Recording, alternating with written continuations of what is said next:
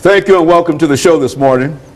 The topic this morning is the computer, digital divide, and minorities. And we have to talk about the digital divide and minorities from Tennessee State University, Mr. Nathaniel Perry.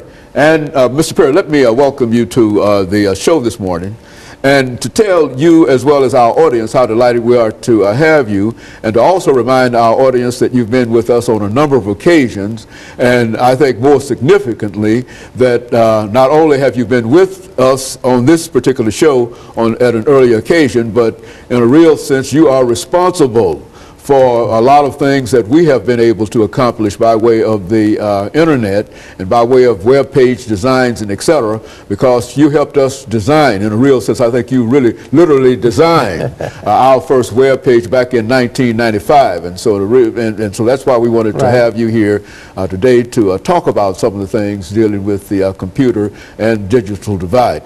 Before we get into our conversation, let's have you to give our audience some information about your background, your education, and some of the things that in a real sense were important that eventually led you to proficiency in on the internet and that kind of information. Well, I've always been a little geek sometimes, or a nerd, as my next door neighbor used to call me. But my dad got me interested in working with a lot of gadgets like Morse code and all that kind of stuff when I was young. And then after I got into my school at Virginia State University, I had a roommate that was a business major, and he used to do information systems. But they used these cards. They had to pile these cards up, and these cards get fed through the computer, and then they process, and then your output comes out, and you get a lot of data. I didn't quite understand it then, but that was my first experience with working with a computer. Then after I got into the military, they actually started having computers where you didn't have to have all the cards that allowed you to process your data. And we did a lot of reports with the Harvard Graphics, what it was back then.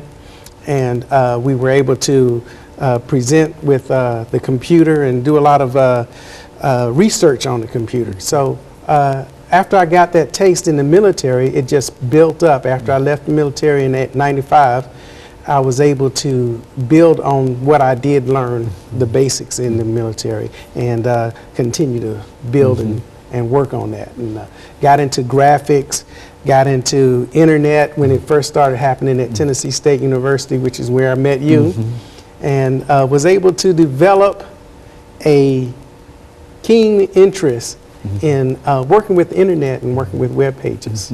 You know, one of the problems that we have today is that when we talk about the computer and the internet, and we often talk about what we call the digital divide, and I think that we've talked about it on this show with you and others on a number of occasions.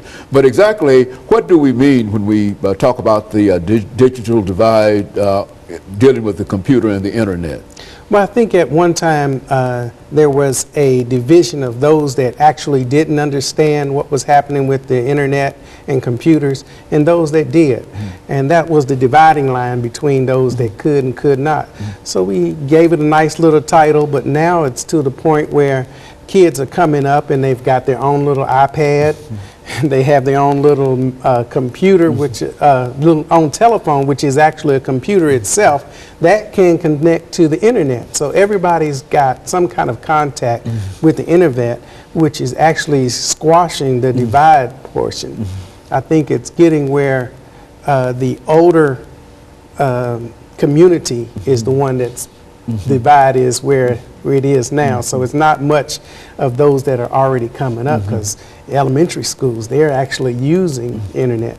And I think Apple is talking about replacing textbooks with the iPad now.